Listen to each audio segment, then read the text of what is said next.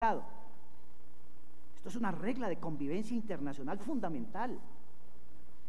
Cualquier lectura de esta norma en sentido contrario es una negación precisamente de los compromisos adquiridos por los países.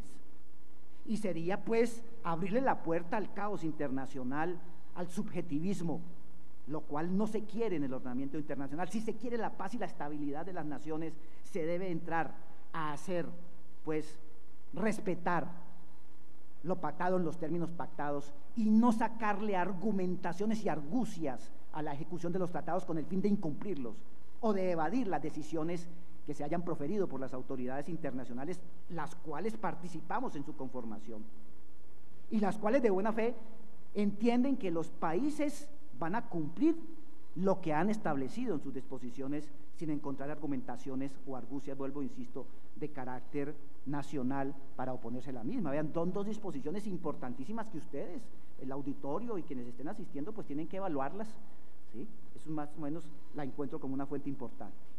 Muy bien, ahora, refiriéndome a la convencionalidad de derechos humanos del sistema interamericano, hay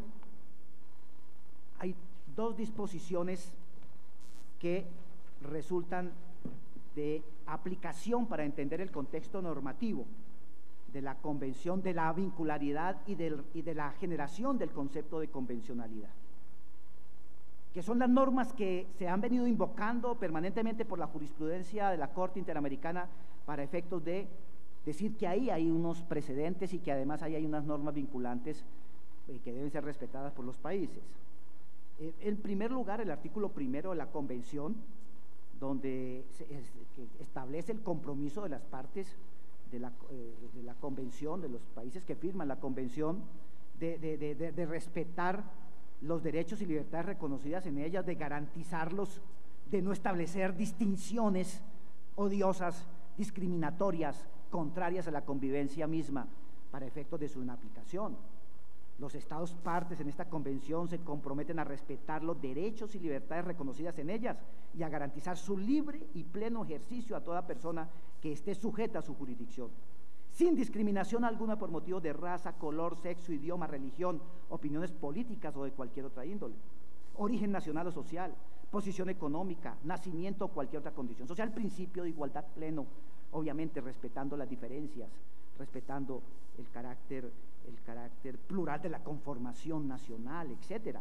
Pero ahí está el principio. Y el segundo, que ya es más de contenido, de un contenido jurídico específico, del cual se deriva y básicamente del cual sale toda la vincularidad de la convencionalidad, que es el artículo segundo de la Convención, que me parece que es la norma más importante, en cuanto que establece lo que tradicionalmente entendemos como que lo establecido en la Convención, las normas, las disposiciones del tratado, sus diferentes instrumentos interpretativos, al igual que las decisiones de los jueces internacionales, para el caso, por ejemplo, la Corte Interamericana. ¿Por qué la Corte ha dicho que vincula y por qué ha establecido la posibilidad de que los jueces nacionales o que las autoridades nacionales o que eventualmente el legislador nacional deba cumplirlos y aplicarlos?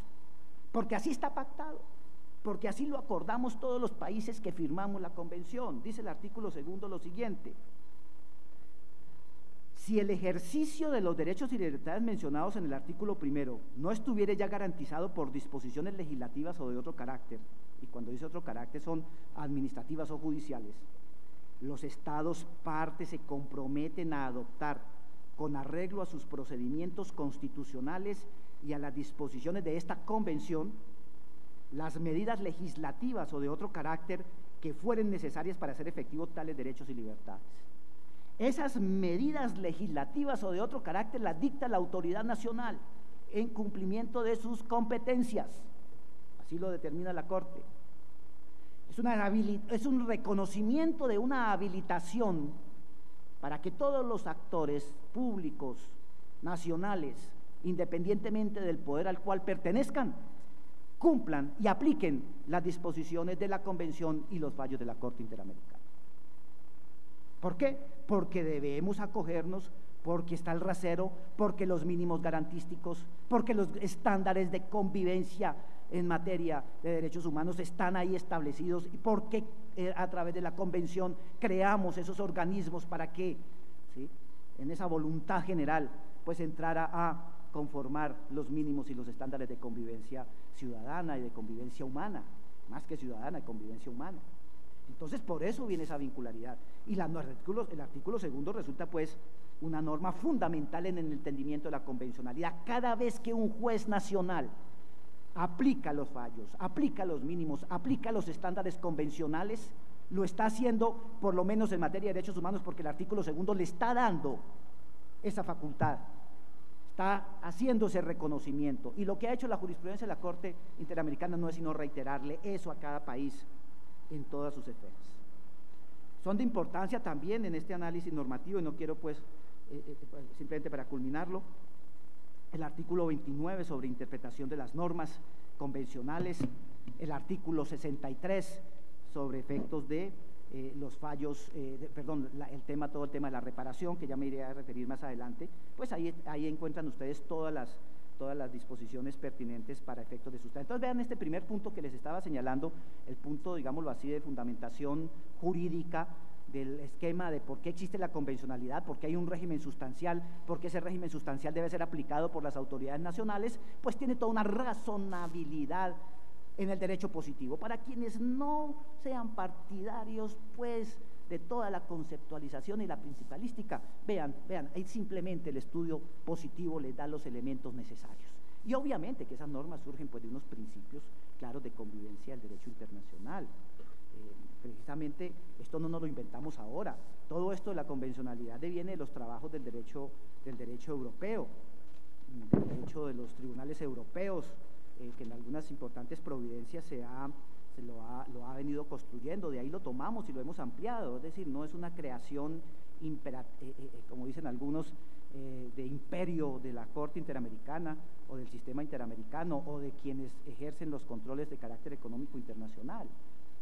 Eso deviene de un sistema de convivencia internacional, rompiendo, eso sí, un concepto formalista y cerrado de soberanía. Es que aquí también hay soberanía, porque soberanamente fuimos y celebramos esos tratados y somos conscientes de que así debe ser el comportamiento de los poderes públicos. Pero más, si nos vamos un poco más allá, toda esta sustentación tiene en toda no digamos su desarrollo, pero sí su origen en la doctrina misma del derecho internacional. Hay un libro que les recomiendo a todos los que nos estén aquí en audiencia en este momento, de Kant, un gran trabajo de Kant. El que quiera meterse en este tema de la convencionalidad y el derecho internacional, yo creo que el primer texto que tienen que leer es el texto de La Paz Perpetua, ¿sí?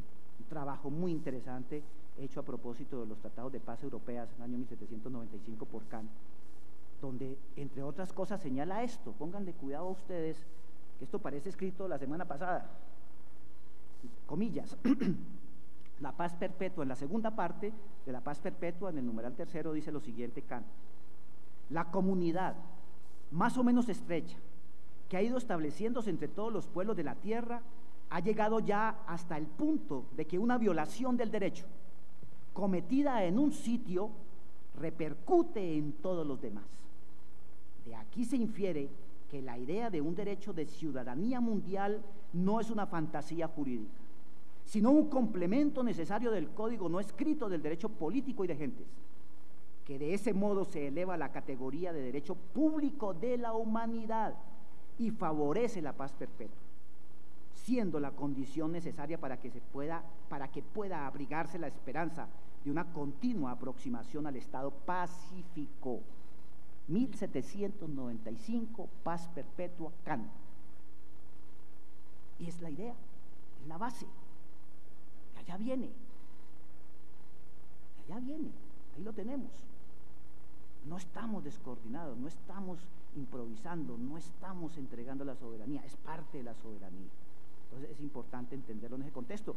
Y esta idea de Kant, de que una violación a los derechos cometidos en un sitio repercute en todos los demás y que repercute en la humanidad, Fíjense ustedes cómo son algunas de las ideas y principios que sirvieron para los grandes procesos que se surgieron después de la Segunda Guerra Mundial, para juzgar las violaciones gravísimas, los atentados a la raza humana por parte de las potencias vencidas en la guerra, los procesos de Nuremberg, de Tokio, todos los procesos adelantados contra los jerarcas nazis, están fundados en esta idea de que hay unos bienes que están por encima del mismo ordenamiento interno y que corresponden a la humanidad, ¿sí? Y no a la definición del derecho constitucional o legal de cada país. Entonces, ahí vean ustedes, por lo menos en materia de derechos humanos, esa situación. Entonces, con eso cierro el primer punto. Segundo punto, segundo temita. Voy a referirme básicamente a la convencionalidad del sistema interamericano, que es la que tiene relación directa con el tema concreto de derechos humanos, de responsabilidad del Estado, que voy a referirme en el tercer punto. ¿Cuáles serían las materias que harían parte de la convencionalidad? ¿Qué asuntos comprometen? Porque la idea central es que son los tratados firmados por el país, el derecho que del mismo se desprende, principios, valores, jurisprudencia, etcétera. Del recorrido que hemos hecho a la jurisprudencia de la Corte Interamericana, parece que este es un concepto que se ha venido ampliando pero de manera permanente. No podemos entender la convencionalidad solamente referida al tema del derecho humano, de convención americana, de texto escrito de la convención, sino que también se acepta, y es importantísimo, todo el tema del derecho internacional humanitario, las convenciones que han sido firmadas por nuestros países en relación con el derecho de la guerra propiamente, la regulación de los conflictos que tienen y que le hemos venido aceptando en algunas provincias del Consejo de Estado, que hace parte de ese conjunto normativo que debe ser respetado y que el juez debe el deber de verificar que se haya cumplido por las partes en contienda. E igualmente el derecho de gentes, todo el tema del respeto a la condición humana en el conflicto, todo el tema, aquí por ejemplo entraría por el lado del derecho de gentes el mismo tratado de constitución de las Naciones Unidas, los principios que les mencioné hace un momento derivados de los procesos de Nuremberg, que son importantísimos para todo el tema, por ejemplo, de lesa humanidad.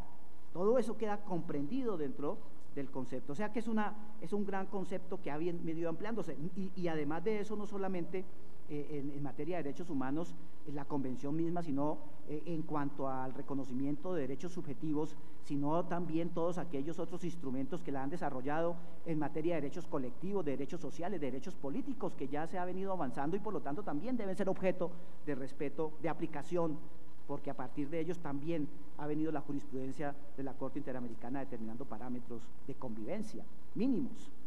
Luego, esto es un gran acervo que engrandece el concepto de ordenamiento jurídico vinculante para las autoridades nacionales. Esto sería el segundo punto. Paso a un tercer punto rápido, porque tengo que dar espacio a los interrogantes que ustedes tengan, y es que entendemos de dónde deviene el control, ya específicamente la convencionalidad, y voy a hacer referencia a lo que se llama control, porque desde el punto de vista sustancial, vea que estoy hablando de una gran conformación normativa. En este tercer punto voy a hacer referencia al denominado control, que es el que más desarrollo ha tenido a nivel doctrinal, e inclusive los trabajos que uno ve a nivel de tesis. La mayoría de los estudiantes en las universidades, algunos que hemos tenido oportunidad de participar en los debates de tesis, yo veo que se orientan mucho al tema procesal, al tema del control, a confundir un poco la convencionalidad con el control de convencionalidad con el control de constitucionalidad. Inclusive hay trabajos muy importantes del juez MacGregor de la Corte Interamericana, excelente trabajo, pero tiene ese sesgo de carácter procesal porque lo vinculan con el control más que con un régimen sustancial. En esta exposición yo estoy diciendo, vea, hay un régimen sustancial, pero también hay control. Ese control puede tener dos aspectos. Uno primero, que es un control objetivo.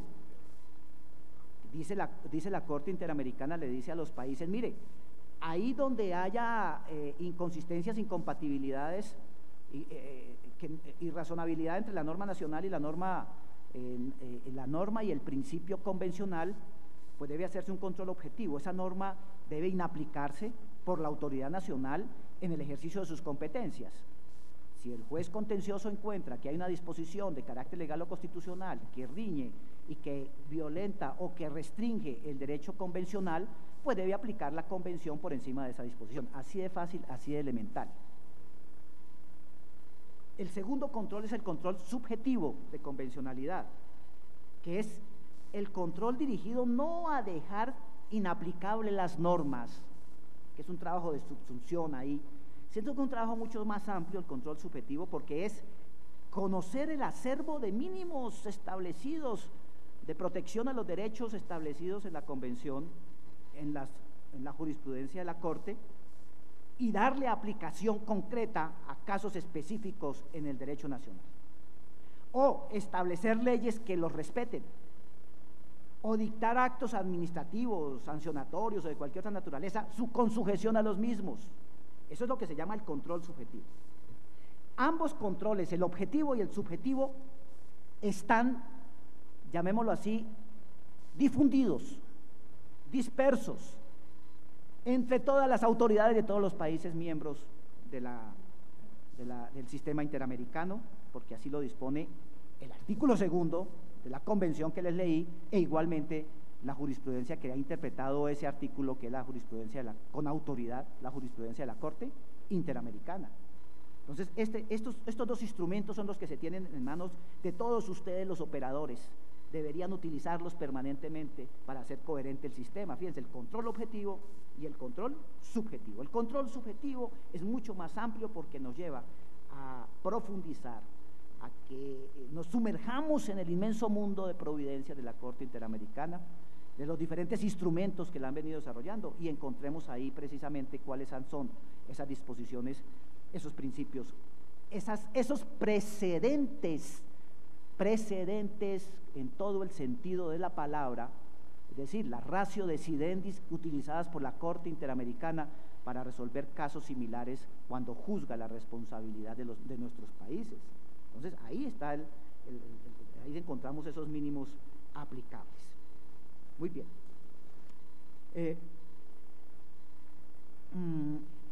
¿De dónde deviene la construcción de esta convencionalidad, de este control objetivo y de este control subjetivo? En primer lugar, vean ustedes, deviene de los trabajos de Kant, colocaría como la primera fuente. En segundo lugar, la experiencia europea. En tercer lugar, la misma experiencia de Nuremberg y de los tribunales de Tokio. En cuarto lugar, de concretas disposiciones jurisprudenciales desarrolladas por la Corte Interamericana de Derechos Humanos. No hago referencia a los antecedentes. Está la jurisprudencia del Tribunal de Justicia Europea, está el Tribunal Europeo de los Derechos Humanos, hay algunos votos singulares o salvamentos de votos de algunos magistrados de la Corte Interamericana que se produjeron hasta el año 2006, porque ya a partir del año 2006 se consolida el sistema, pero hay una providencia importante que después viene siendo ampliada y consolidada en el esquema nuestro, en el esquema interamericano, que es el caso Almonacid Arellano del año 2006, Almonacid Arellano contra el Estado chileno, un caso de violación de derechos humanos, en el cual en los numerales 124 y 125 pues entra la Corte Interamericana a establecer las pautas de la construcción de todo el sistema. Permítanme ustedes acá más o menos qué dice la Corte al respecto en el caso Almonacid Arellano del 26 de septiembre del 2006. Numeral 124. La Corte es consciente que los jueces y tribunales internos están sujetos al imperio de la ley y por ello están obligados a aplicar las disposiciones vigentes en el ordenamiento jurídico. Pero cuando un Estado ha ratificado un tratado internacional como la Convención Americana, sus jueces, como parte del aparato del Estado, también están sometidos a ella, lo que les obliga a velar porque los efectos de las disposiciones de la Convención no sean mermados por la aplicación de leyes contrarias a su objeto y fin, y que desde un inicio carecen de efectos jurídicos. En otras palabras, el Poder Judicial debe ejercer una especie de control de convencionalidad entre las normas jurídicas internas que aplican en los casos concretos y la Convención Americana de Derechos Humanos. En esta tarea el Poder Judicial debe tener en cuenta no solamente el tratado, sino también la interpretación que del mismo ha hecho la Corte Interamericana, intérprete última de la Convención Americana. O sea, es un desarrollo del artículo segundo, es el reconocimiento de una habilitación clara, sin discusión, de autoridades judiciales. En este caso, pues para las autoridades judiciales, pues el punto de partida fue un asunto que vinculaba la aplicación de una norma interna del derecho chileno que impedía el juzgamiento de algunas personas, en el caso Almonacid Arellano. En el numeral 125 agrega la Corte lo siguiente: en esta misma línea de ideas, esta Corte ha establecido que según el derecho internacional, las obligaciones que éste impone deben ser cumplidas de buena fe y no puede invocarse para su incumplimiento el derecho interno. Esta regla ha sido ratificada, ha sido codificada en el artículo 27 de la Convención de Viena, que ya les leí a ustedes al inicio de la conferencia. De este caso y de unos casos similares se deducen una cantidad de reglas que ya les voy a leer, pero quisiera destacar lo siguiente, que este caso ha venido siendo ampliado. Posteriormente, en el caso de los trabajadores del Perú, y con más, en el caso de los trabajadores cesados del Perú, del Congreso del Perú, pero con más fuerza todavía, en el caso Hellman contra Uruguay, la Corte no solamente reconoce ese control de convencionalidad objetivo y subjetivo en las autoridades judiciales, sino también en las autoridades administrativas y sobre todo en las legislativas. Señores del Congreso, ustedes no pueden expedir una ley contraria a los mínimos y los estándares del derecho internacional, de los derechos humanos, del internacional humanitario, del derecho de gente, pues. Señores, ustedes no pueden establecer una ley de perdón cuando hubo claras violaciones de derechos humanos y situaciones de lesa humanidad.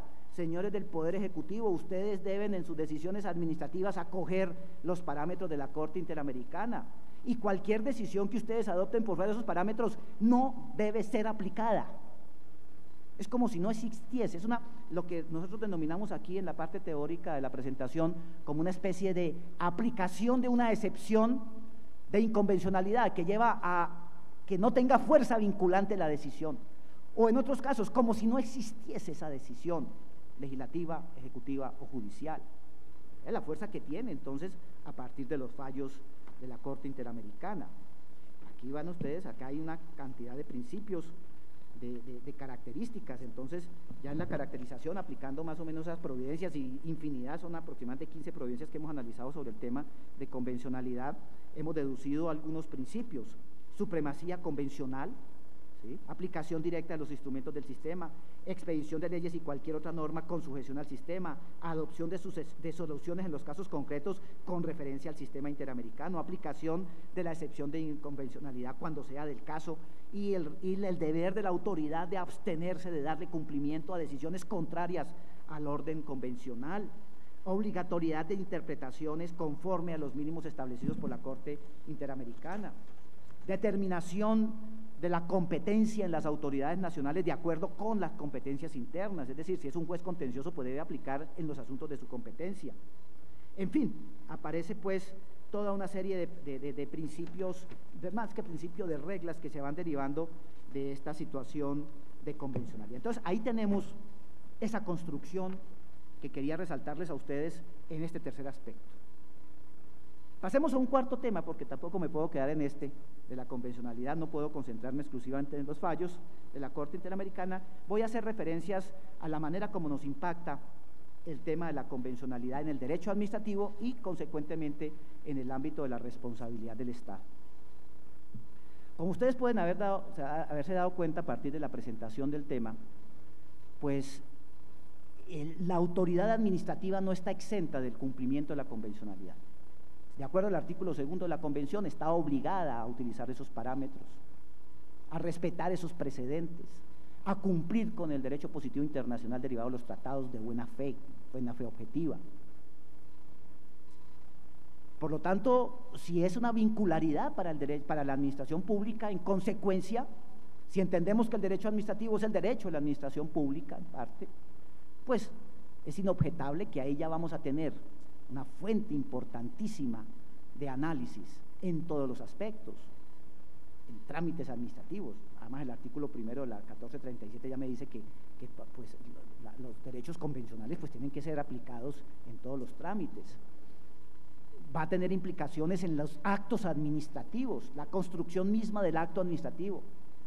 Va a tener influencia en temas que están por fuera de los procedimientos administrativos y teoría del acto. Va a tener influencia indiscutible e inevitable, por ejemplo, en todo el régimen de la función pública, porque ahí viene también todo el tema de la construcción de la convencionalidad a partir de la OIT y de sus decisiones.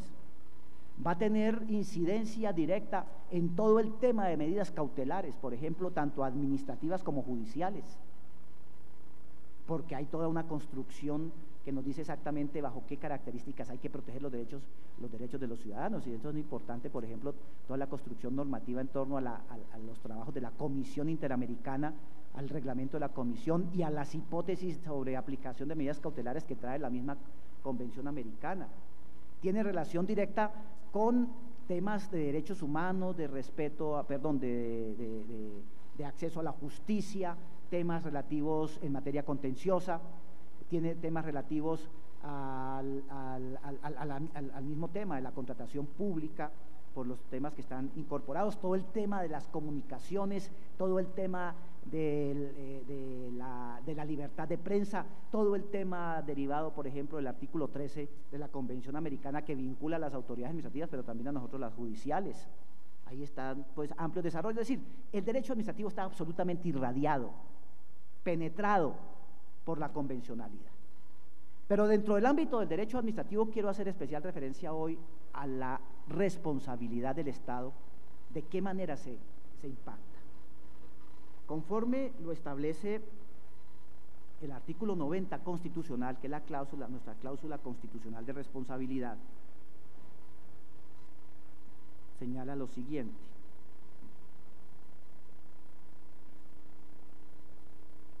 el Estado responderá patrimonialmente por los daños antijurídicos que le sean imputables, causados por la acción u omisión de las autoridades públicas. Una lectura constitucional dentro de la jurisprudencia dominante del Consejo de Estado, pues nos señala que esta cláusula positiva constitucional de responsabilidad parte de la ocurrencia de un daño antijurídico causado a una persona o a un grupo de personas, a un colectivo, es decir, que ese daño antijurídico puede impactar derechos e intereses subjetivos como derechos e intereses de carácter colectivo. Por lo tanto, es un derecho que hace relación y le da preeminencia a quien sufre el daño, la víctima del daño.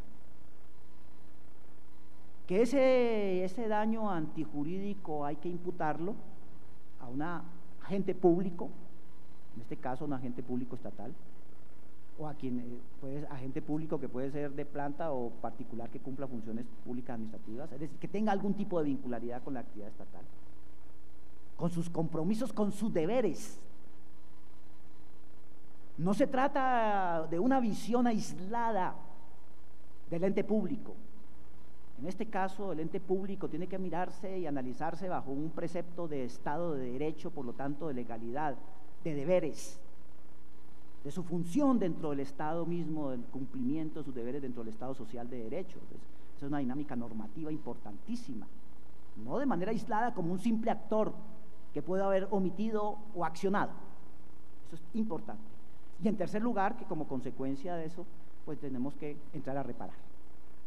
¿Dónde incide, para no ir muy lejos, el tema de la convencionalidad? Primero, en el deber de reparar. El Estado debe entrar, cuando se cause el daño que le sea imputable, debe reparar, ¿sí? De manera proporcional al daño causado, al perjuicio causado. Está la norma. Nuestra jurisprudencia, cuando aplica estas disposiciones, encuentra dos grandes escenarios de impacto de la convencionalidad. Tres grandes escenarios. El primero, el deber. Es decir, no podría admitirse la existencia de un Estado social de derecho sin la cláusula constitucional. Tanto así que en nuestra vieja Constitución del 86, no obstante no tener una cláusula, existía toda una importantísima construcción jurisprudencial derivada del derecho administrativo individualista francés en torno a la responsabilidad, ¿sí? Pero la nueva concepción nos da otro giro. Entonces encontramos en eso, el primer impacto es ese deber del Estado de responder. Todo el acervo jurisprudencial nos lleva de la Corte Interamericana a entender que el Estado siempre va a responder, obviamente cuando causa el daño antijurídico, de manera proporcional al daño causado. El segundo escenario importantísimo y trascendente en el cual hemos observado el impacto directo de la convencionalidad es en todo el tema de la conceptualización de la imputación. Y lo estamos haciendo, lo vemos todos los días, cada mes, en los 180 casos que se fallan en la subsección y en las demás subsecciones. Eso se ha venido haciendo cada vez más evidente en los últimos años. ¿En qué sentido? A ver, bajo un esquema tradicional, digamos así, de una profunda influencia de la jurisprudencia tradicional y clásica del Consejo de Estado colombiano, el tema de la imputación ha sido manejado de una manera muy formal a través de la construcción de títulos, terminología derivada del viejo derecho de influencia francesa, títulos de imputación. ¿A quién le atribuyo la ocurrencia del daño? ¿Cómo la vinculo? ¿Cuál es ese cordón umbilical? Y esto se hacía una construcción, en nuestra opinión a veces muy mecánica, de identificación de títulos, algunos objetivos y otros subjetivos, aunque la regla siempre fue el título subjetivo, es decir, la responsabilidad aparentemente con culpa, a través de la cual se hacía toda una serie de juicios y se acudía a una métrica causalística para tratar de identificar a quién le atribuía. Entonces ustedes van a encontrar esa vieja jurisprudencia muy elegante, muy bien hecha, muy bien redactada, muy bonita, según la cual pues prácticamente a cada situación fáctica le correspondía un título. Y muchos estudiantes, muchos libros, ve uno por ahí que, ¿no?, y le preguntan a uno: doctor, ¿y ese hecho a qué título va? Es el peor error que puede haber. Primero porque el artículo 90 constitucional no hace distinción de títulos. En segundo lugar, porque lo que se manda desde el punto de vista de la actividad judicial, más que construir títulos, es dar razones, razonar, motivar las decisiones. Y yo no me puedo por vía doctrinal establecer camisas de fuerza, porque yo tengo como juez que analizar el caso y verificar qué fue lo que ocurrió y dar una motivación cuando voy a hacer la imputación. Entonces, el primer impacto está en esa metodología. Me parece que acudiendo a la misma construcción de la responsabilidad del Estado en la Corte Interamericana, pues está diciendo: mire, lo trascendente aquí es la verificación de la ocurrencia del daño antijurídico, ¿sí?, y ya dar las razones de acuerdo con el acervo probatorio de lo que ocurre y cómo se lo va a atribuir a la entidad pública. Que eso viola el principio del debido proceso, porque entonces la entidad pública no va a saber de qué defenderse. Es uno de los argumentos. No, señor, es el mismo argumento. Llévele ese argumento a la Corte Interamericana. La Corte va a analizar unos hechos. Defiéndase de esos hechos que le están diciendo que usted es protagonista de entidad pública. Entonces, ahí hay una ruptura con las tesis tradicionales de titulación. Ya la sección tercera viene a partir del año 2002, por ponencia de Hernán Andrade, una jurisprudencia según la cual no debemos enredarnos en títulos preconstituidos, porque el razonamiento y la motivación surge de cada expediente. Y obviamente habrá coincidencias con la tipología, pero no significa que eso obligue. En segundo lugar, el tema de la causalidad.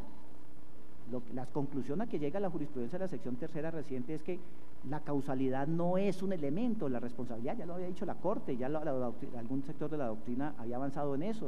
Los trabajos del profesor Juan Carlos Henao son excelentes en ese sentido. Entonces no estamos casados con una metodología de imputación con el causalismo. Lo que ha dicho la jurisprudencia, respetamos el causalismo. El causalismo nos puede ser un instrumento muy importante para poder dar explicaciones en los casos concretos, pero habrá explicaciones que no salgan por causalismo, y son muchas las hipótesis en los casos que el Estado condena que se hacen juicios de responsabilidad, pero se hace imputación, pero es imposible atribuirlo a una cadena causal. Entonces se han venido utilizando los mismos criterios de construcción de la Corte Interamericana, fundados básicamente en la posición jurídica del Estado, de esa importancia que tiene ese sujeto que, vuelvo e insisto, como lo dije en algunas conferencias en estos días, no es cualquier persona que va por la calle y causa un daño. Tiene una trascendencia institucional de tal magnitud que no puede ser desconocida. Entonces se vienen haciendo análisis a partir de temas de imputación objetiva, de deberes funcionales, de posición de garante, etcétera, etcétera, que son las líneas tradicionales sobre las cuales ha construido, y hay todo un acervo de disposiciones, de la jurisprudencia de la Corte Interamericana, casos en los cuales pues se viene trabajando ese esquema aquí en el PowerPoint, que no fue posible establecer algunos casos que hemos analizado sobre estructura de imputación, el caso Delgado Páez versus Colombia, el caso Comunidad Indígena ONI, Comisión Africana de Derechos Humanos, el caso Velázquez Rodríguez versus Honduras, el caso Pueblo Bello versus Colombia, el caso Mapiripán, que es un caso paradigmático de la jurisprudencia y de una actualidad y de un impacto en la historia del país enorme, donde los análisis no se hacen a título de causalismo, sino de imputación objetiva, posición del Estado. Por eso le hacía tanto énfasis cuando leemos el artículo 90 constitucional, cuando se habla atribuibles al Estado, es ese Estado como cuerpo jurídico, que no puede ser abandonado en el análisis de la responsabilidad, que recobrar la legalidad también para el análisis de la responsabilidad y salir un poco del ámbito de esa especulación a que nos lleva el causalismo. Y ahí con esto se pretende inclusive evitar situaciones de impunidad. Hay casos en los cuales el Estado evidentemente omitió su presencia y que si nos vamos a análisis de causalismo, pues terminaríamos desconociendo los derechos de las víctimas, mediante que por imputación objetiva resulta razonable, evidente y clara la responsabilidad del Estado. E igualmente también para el Estado la posibilidad de defenderse. Esa posibilidad de defenderse del Estado no es que quede diluida, no es que se esté postulando una regla de absoluta responsabilidad del Estado de carácter objetivo, como inclusive fueron las primeras lecturas que se hicieron del artículo 90 constitucional. Esta estructura de análisis a través de imputación objetiva o imputación normativa o de posición de garante permite al Estado tener escenarios de defensa y de desvirtuar también la posibilidad de causales de exoneración de responsabilidad, lo cual hace que sea un tema que no sea un tema objetivo sino subjetivo. De pronto lo que tiene objetivo es el nombre de la metodología, ¿sí? Les recomiendo por favor que en un avance internacional importantísimo, y lo decía hace unos días en un debate que teníamos en Revista Semana, quienes estén interesados en este tema de las causales de exoneración del Estado bajo escenarios de análisis de responsabilidad por imputación objetiva, trabajen un documentico que está en la red. Se trata del articulado sobre responsabilidad internacional del Estado por hechos ilícitos, construido por un importante profesor Stanford. Nos hacía caer en cuenta Juan Carlos Henao de que fue el defensor de Colombia en el caso de Nicaragua. Este documento de Naciones Unidas trae un capítulo destinado a analizar cuáles son las causales de exoneración bajo escenarios de imputación objetiva. Luego no tenemos que irnos al derecho civil clásico para encontrar las causales de exoneración, porque aquí también las hay.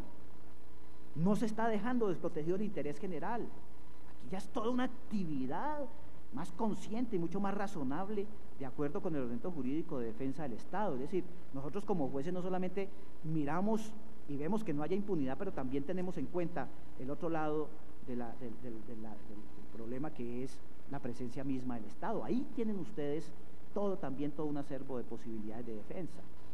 Entonces ese es el segundo punto que digo, que es el segundo punto de impacto de la convencionalidad.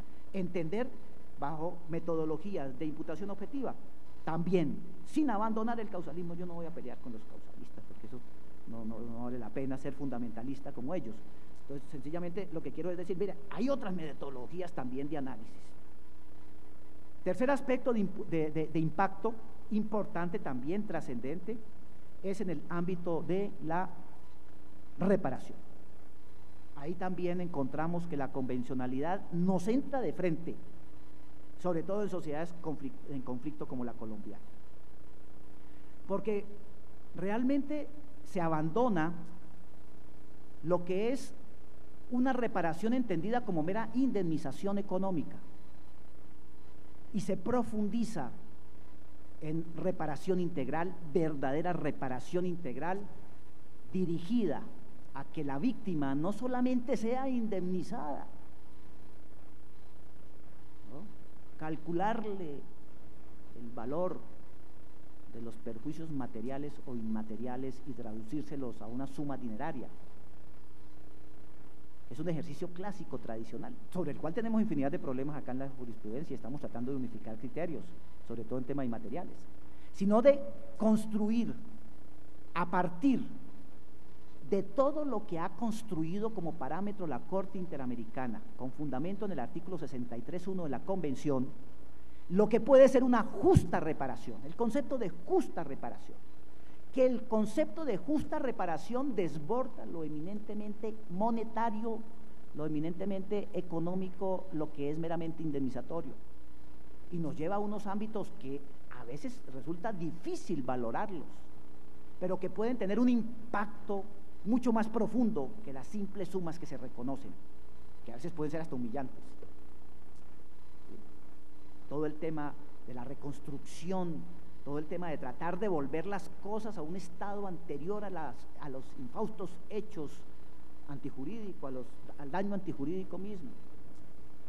Obtener, consolidar conceptos de verdad, que las víctimas sepan exactamente qué pasó, dictar medidas que el juez construya, porque aquí estamos en un derecho no pedido, medidas que realmente puedan llevar a que se conozca la verdad, porque conociendo la verdad se va a resarcir en aspectos morales y sociales a las víctimas, que se haga justicia, que se ordenen investigaciones, que se vuelvan a revivir procesos, que los temas relativos a profundas violaciones de derechos humanos, a lesa humanidad, no prescriban.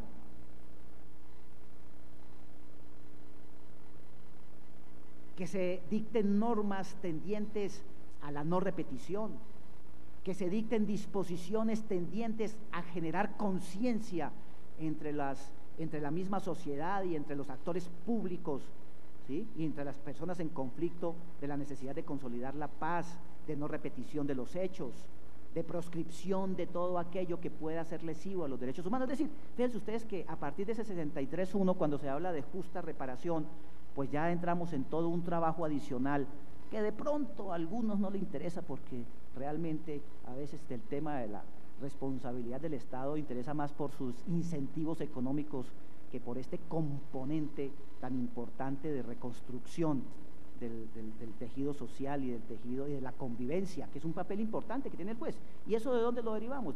La jurisprudencia del año 2007 ha venido en Colombia diciendo que nuestras fuentes son las normas del derecho internacional, del derecho internacional de los derechos humanos. Entonces, ahí con esto pues vean ustedes cómo van a encontrar unos impactos directos, entre otros impactos en el tema de la responsabilidad, a partir de el análisis y de penetrar un poco, ¿no? Ir un poquito más allá en el entendimiento de nuestro ordenamiento jurídico. No voy a hacer más referencias porque me terminaría haciendo una clase de todo el día de convencionalidad. Creo que debo darle tiempo y oportunidad a las personas que están escuchando la conferencia o viéndola para que hagan sus preguntas, y si tengo cómo hacérselas, cómo respondérselas, pues con mucho gusto. Las que no, pues me tocará decirles que no tengo elementos para responderles. Y por favor que no se refieran a casos concretos que esté adelantando la sección tercera en este momento. Entonces le doy la palabra a los organizadores para que dirijan las intervenciones. Muchas gracias.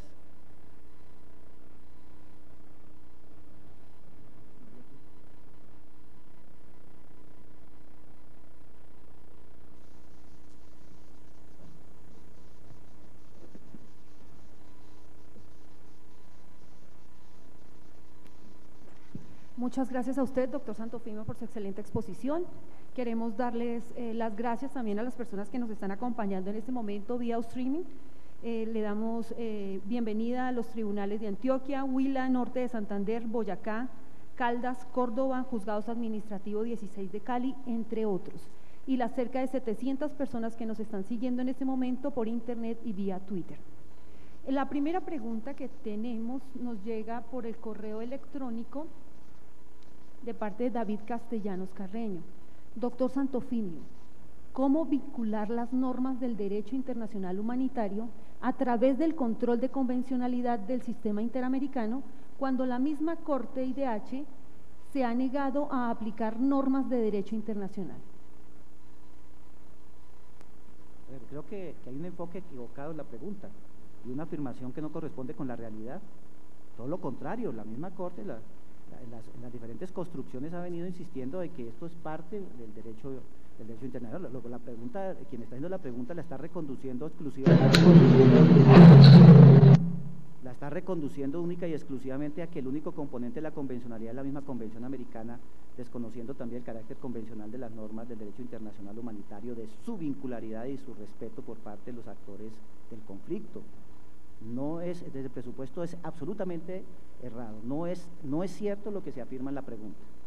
No puedo responderla, por lo tanto, creyendo lo que me está diciendo. Todo lo contrario, es parte integrante. En esto tendría que entrar a buscar aquí los casos en los cuales pues se ha desconocido el problema técnico acá. Y en segundo lugar, lo hemos hecho también en la jurisprudencia de la sección tercera. ¿Sí? Ahí hemos encontrado casos en los cuales, de manera evidente, el acervo probatorio nos muestra de qué manera los actores armados del conflicto pues desconocen las reglas de la guerra, y en esa medida, si se comprueba ese desconocimiento, pues tenemos que entrar a aplicar. Lo contrario sería impunidad, y eso me parece grave. La veo por ese lado.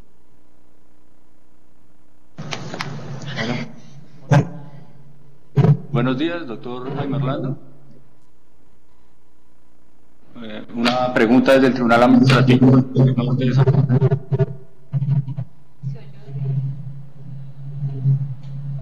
¿Aló?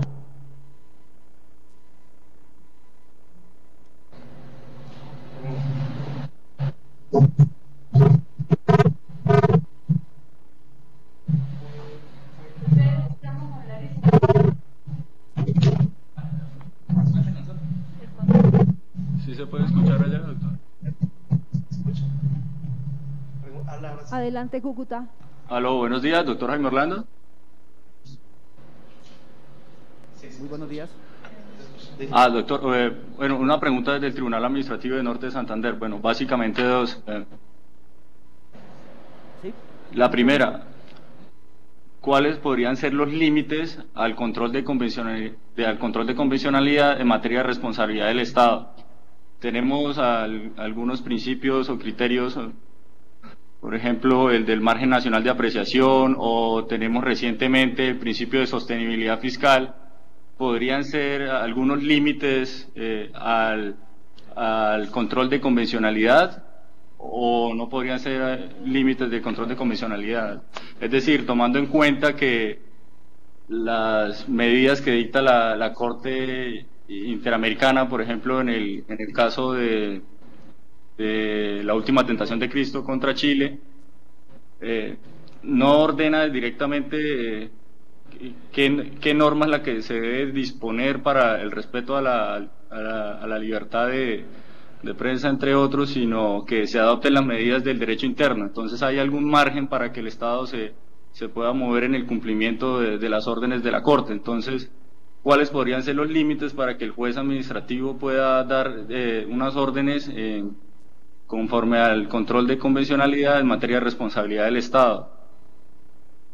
Y bueno, otra pregunta es frente la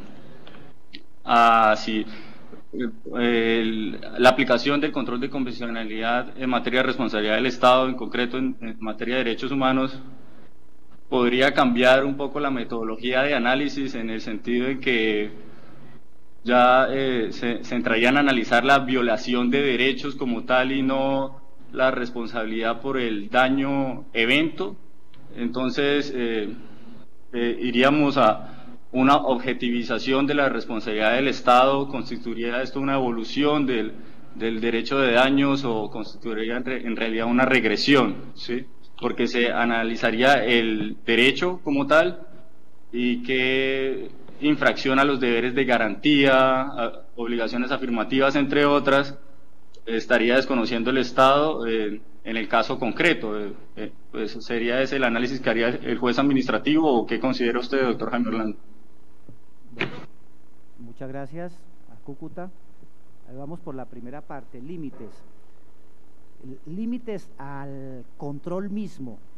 Y aquí la pregunta la observo que me la está formulando en relación con el control objetivo. ¿Hasta dónde puede el juez nacional, por ejemplo, entrar a desconocer o inaplicar, no desconocer, inaplicar una disposición nacional con el argumento de la existencia de una norma convencional o de un principio convencional que debe ser garantizado? Usted mismo me ha dado ahí unas pautas en relación con, en primer lugar, con lo que ha entendido la autoridad nacional, el juez nacional, o eventualmente quien hace las interpretaciones constitucionales, en caso de Colombia la Corte Constitucional. Digamos que hay una interpretación razonable, lógica, que viabiliza el funcionamiento del sistema. Pero mis inquietudes van un poco más allá.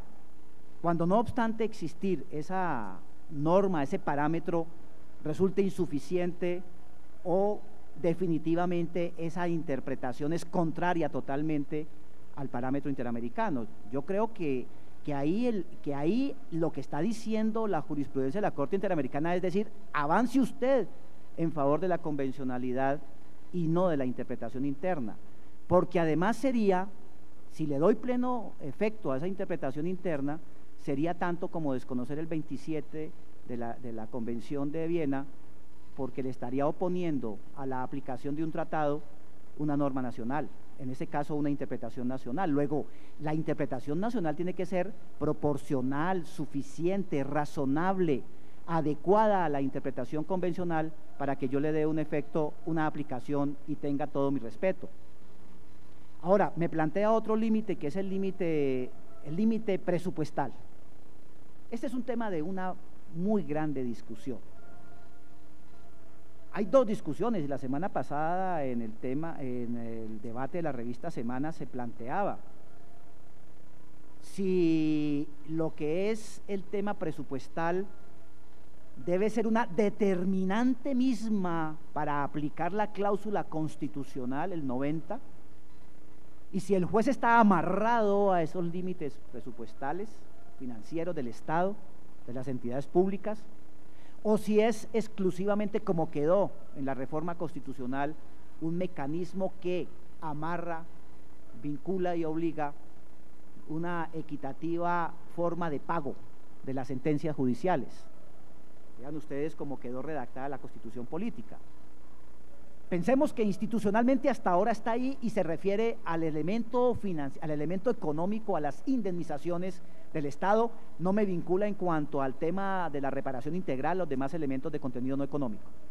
Pero donde se está discutiendo, inclusive alguno de los panelistas en el debate de semana lo planteó, era que inclusive debería avanzarse para que se sujetara la responsabilidad plena del Estado, es decir, el análisis misma de la existencia del daño, de la imputación, al aspecto presupuestal, a la estabilidad económica y financiera, lo cual es un tema de discusión. Yo en principio diría que eso no puede ser así, porque eso podría ser una fuente permanente de impunidad y sería una especie de licencia de corso para que la administración hiciese muchas cosas sabiendo que nunca va a responder.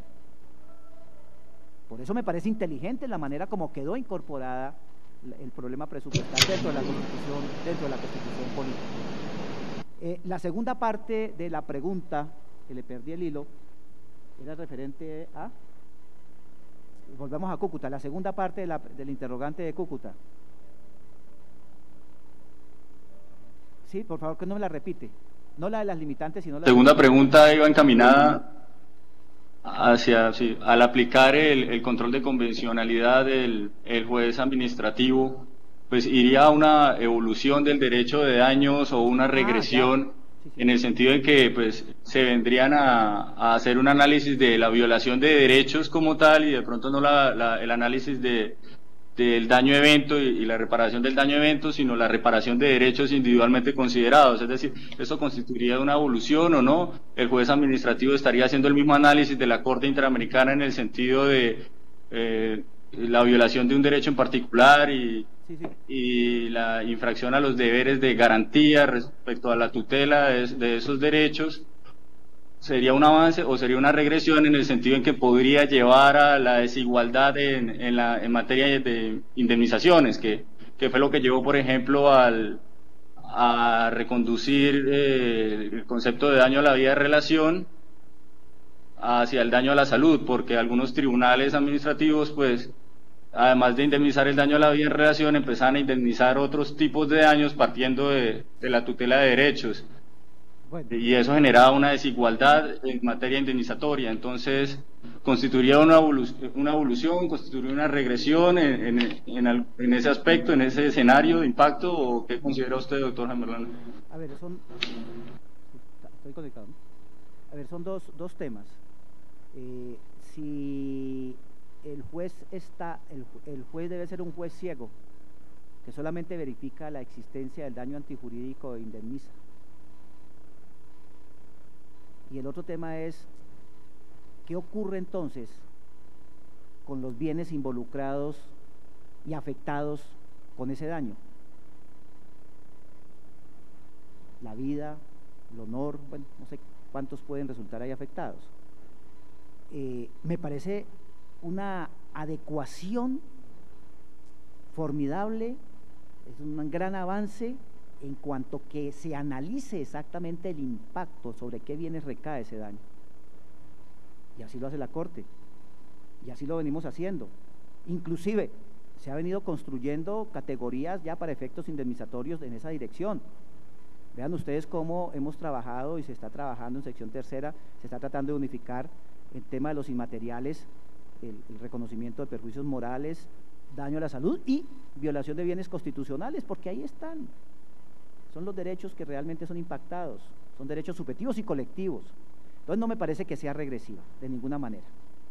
Otro problema es lo que usted plantea ahí en su pregunta, que eso sí tiene que tener una solución, y yo creo que en eso hay que ser absolutamente cauteloso, y esperaremos en la jurisprudencia de la sección tercera por dónde marcha, de no entender que hay de que se ha abierto la regadera en materia de admitir violaciones a bienes constitucionales y por lo tanto entrar en una regadera de indemnizaciones que podría romper el principio de igualdad. Yo creo que en eso se ha sido razonable y se ha tratado de mantener simplemente un reconocimiento en materia de un concepto mismo y no de una pluralidad de conceptos. Yo creo que en eso en los próximos días la sección tercera tendrá que avanzar, porque ahí hay unos límites obvios que toca mantener, porque son respetos inclusive a los mismos intereses de la colectividad, que tiene impactos evidentemente económicos, y eso tiene que ser el juez consciente.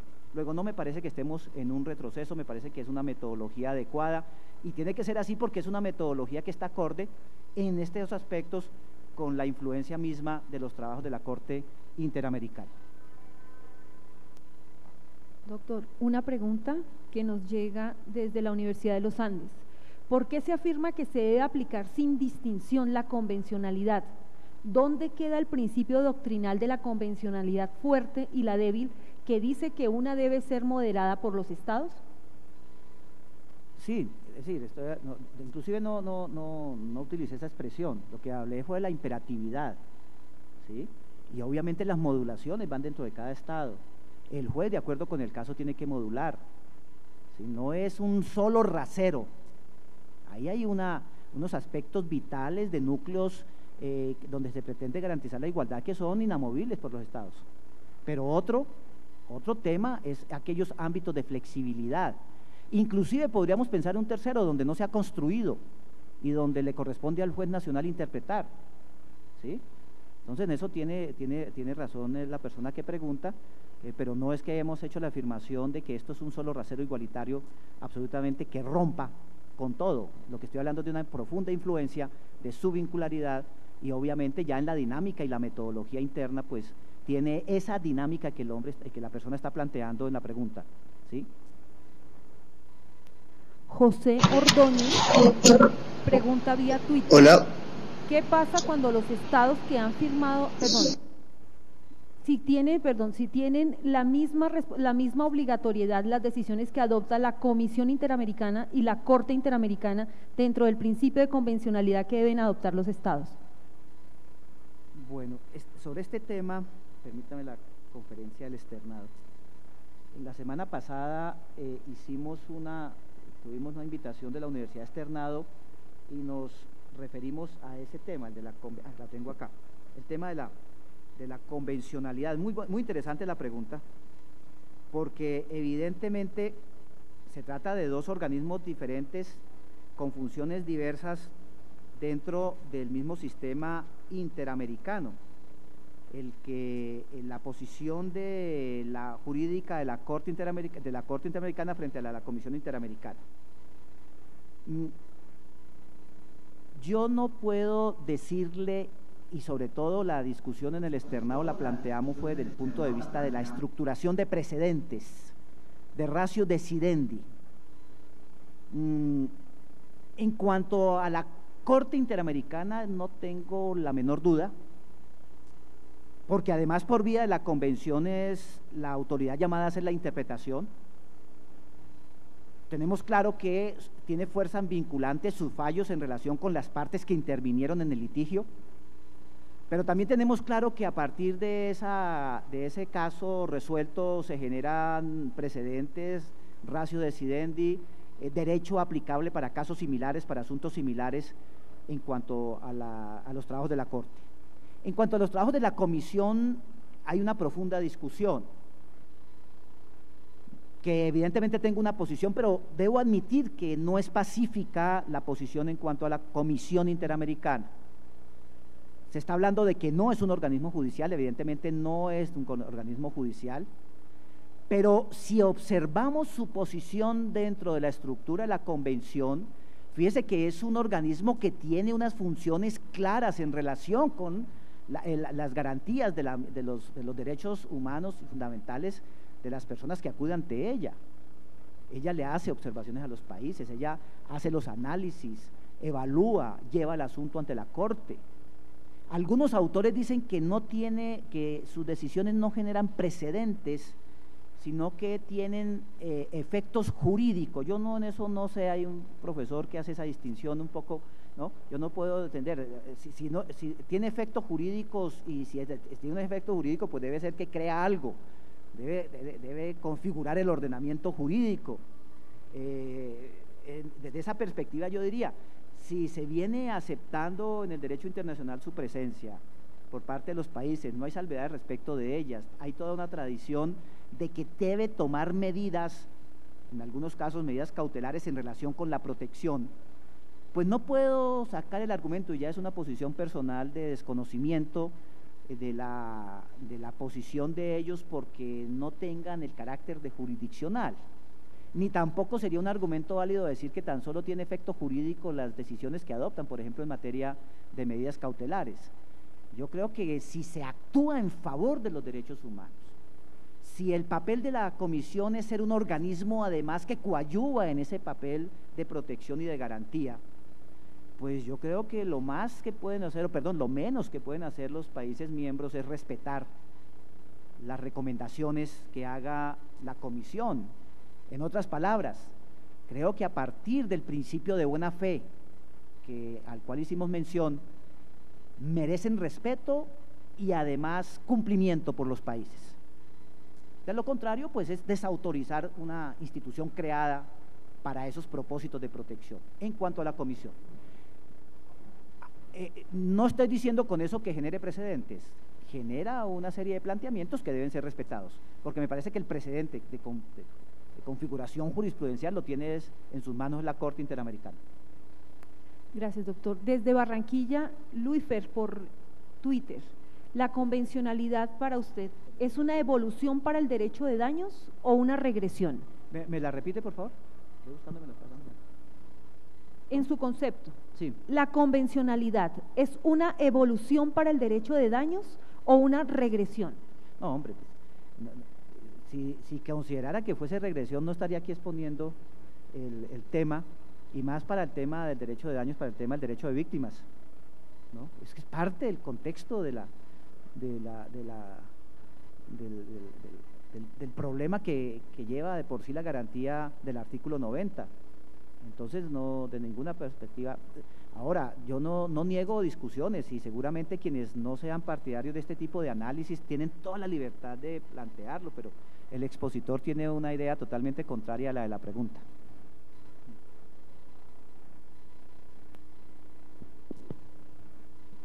El señor González, estudiante de la Universidad Externado de Colombia, pregunta, asistente aquí en la sala de audiencias. En relación con la reparación, ¿es posible implementar el concepto de reparaciones transformadoras en el sistema de reparaciones de responsabilidad extracontractual del Estado? Decisiones bajo el concepto de reparación integral que sean transformadoras. El concepto de reparación, tal y como se ha venido planteando, y si lo ajustamos al 63.1 de la Convención, cuando me habla de que exista una justa reparación, si implica dar órdenes que no vayan a confundirse o a usurpar el ejercicio de la actividad administrativa, es decir, el protagonismo del juez debe tener una coherencia con el caso concreto, pues en mi opinión nada dificultaría que se dicte una disposición en aras de la reparación integral con esa dirección, pero respetando la división de poderes, respetando el ámbito del juez. Es un trabajo difícil, no es volver al juez protagonista, al juez espectáculo, al juez que dice cualquier cosa, sino a un juez coherente y razonable con las dificultades del caso, y si hay que dictar una medida esa se puede dictar, pero siempre, vuelvo, insisto, respetando el ordenamiento jurídico en general. Finalmente, doctor, nos llega una última pregunta desde la Universidad Libre. ¿Existe algún mecanismo para obligar a los países a cumplir los tratados y la convencionalidad y el respeto por de los derechos? Bueno, ahí en el proyecto de responsabilidad internacional del Estado por hechos ilícitos hay algunas, pero aprobadas y vigentes desconozco en materia de derechos humanos. Donde sí hay es en materia de convencionalidad económica. Recuerdo aquí la premura que teníamos en resolver el caso de ETB contra Concel por las posibles sanciones económicas a las exportaciones colombianas que pudiese decretar el Pacto Andino, las autoridades del Pacto Andino. Desafortunadamente, por eso cuando inicié la conferencia me tocó hablar del 26 de la Convención de Viena. La buena fe, la certeza de que vamos a cumplir, de que somos actores internacionales cumplidores de nuestros deberes, de que si nos comprometimos lo hicimos porque vamos a cumplir lo pactado. La buena fe objetiva, yo diría, que es la gran fuerza vinculante de todo este sistema.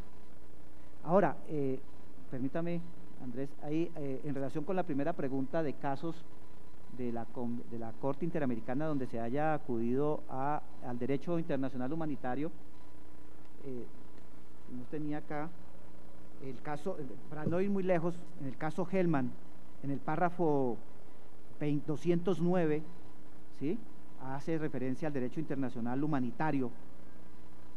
En el caso Gómez-Lumbenso, Brasil, también hace referencia al derecho internacional humanitario, y le podría dar a la persona que hizo la pregunta un listado adicional de casos que tenemos ya allá arriba en el despacho, donde se ha utilizado el concepto del derecho internacional, la preceptiva del derecho internacional y la defensa del derecho internacional humanitario para efectos de sustentar el tema de la convencionalidad. Con esto, pues, muchas gracias a todos ustedes, espero que el tema sea atractivo. Yo sé que no es un tema pacífico, o sea que son muchas las inquietudes y seguramente los contradictores serán muy grandes en relación con este tema de la convencionalidad, derecho administrativo y sobre todo responsabilidad. Muy amables, muchas gracias. A usted, doctor Santofimio, muchísimas gracias. Les damos gracias también a los tribunales que nos estuvieron acompañando: Antioquia, Huila, Norte de Santander, Boyacá, Caldas, Córdoba, juzgados administrativos de Cali y de Medellín. igualmente a las cerca de 700 personas que nos estuvieron siguiendo vía Twitter y vía Ustream.